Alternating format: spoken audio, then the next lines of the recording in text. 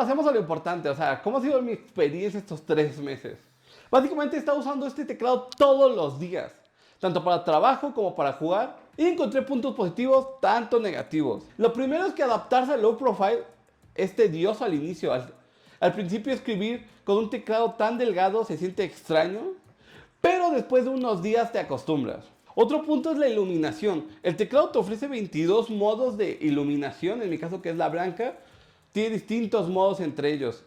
Pero aunque visualmente es muy bonito y como decoración se ve muy cool, al momento de estar trabajando para mí es una distracción, me distrae, estoy tecleando y cualquier tipo de modo de animación que tenga es muy molesto. Y otro tema que hay que resaltar, que fue por el que yo lo escogí, es la compatibilidad entre sistemas operativos. Cambiar directamente entre Mac OS y Windows es muy sencillo, entre comillas, solo cambiamos el switch de Windows a Mac y con función 1